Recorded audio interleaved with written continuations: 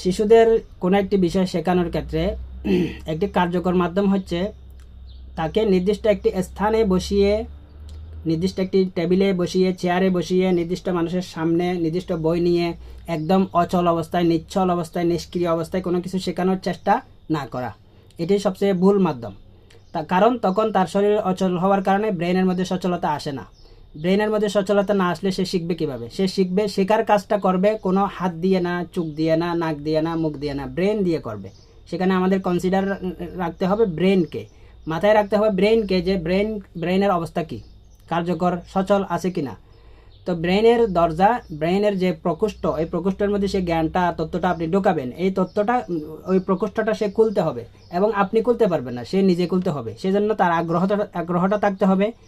তো এই জন্য আপনি যদি স্পেস, ওপেন স্পেস রাখেন, ঘরের মধ্যে রাখবেন, নিজের নির্দিষ্ট টেবিলে না পড়িয়ে আপনি পুরো ঘরকে তার জন্য পাঠশালা বানাবেন। যে কোনো স্থানে যেখানে বসে সে আগ্রহটা দেখাচ্ছে, যেমন ডাইনিং রুমে যখন আপনি খেতে বসেছেন তখন সে আগ্রহ দেখাবে, তখনও পড়ান বা শেখান, যে কোনো বিষয়ে আপনি টক করুন, আলোচনা করুন, তাকে ওই সুযোগটা নিন যে আপনি তাকে এখন এটি শিখিয়ে দিবেন, কারণ সে আগ্রহ দেখিয়েছে।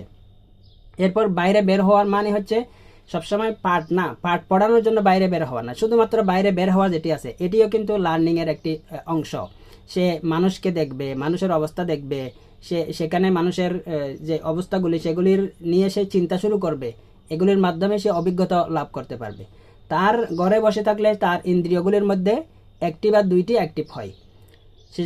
একজন শিশু যখন বাইরে বের হয়, শিশু বিশেষ করে, শিশুর কথা কেন বলছি, আমরা যারা আছি বড়, যারা অ্যাডাল্ট হয়ে যায়, তারা কিন্তু বাইরে বের হলেও সকল ইন্দ্রিয়কে আমরা নিজেরা সক্রিয় করি না। মনে করুন শুনতেছি না, ইচ্ছা করে অনেক কিছুর প্রতি মনোযোগ দিচ্ছি না, ইচ্ছা করে অনেক কিছু দেখতেছি না। এর বিপরীতে শিশুরা হচ্ছে ন্যাচারাল অবস্থায় আছে, সে এখনো কোনো কিছুর মধ্যে নিজের কন্ট্রোলের যেটা রিমোট, এটা রিমোট কন্ট্রোলার এখনো শুরু করেনি, সে কন্ট্রোল করতেছে না। যখনই বের হচ্ছে, যখনই কিছু দেখছে চোখ বড় করে দেখতেছে, দেখেন না শিশুরা, যখনই কিছু শুনতেছে কান কাড়া করে দিয়েছে, যখনই কিছু টাচ করতেছে মনোযোগ দিয়ে টাচ করতেছে, যে জিনিসটি ঠান্ডা নাকি গরম, জিনিসটি কেমন, ফিলটা কেমন হচ্ছে, নরম নাকি শক্ত, এটি সে ভালো করে ফিল করার চেষ্টা করবে। কোনো কিছু খাচ্ছে যখন, এটার মধ্যে স্বাদটা কেমন আসতেছে, এটা নিয়ে সে মনোযোগ দিবে। তো এই অবস্থায় এই যে এক্সপেরিয়েন্স হচ্ছে, তার পঞ্চ ইন্দ্রিয় সক্রিয় হচ্ছে।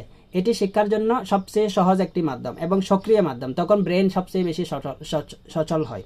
তো ব্রেনের সচলতা জরুরি শিক্ষার ক্ষেত্রে। আপনি যদি ব্রেনে শিখবে, ব্রেন যদি সচল না হয় সে শিখবে কিভাবে? তো সেজন্য এই সচল করে এনে যখন বাইরে থেকে বের হয়ে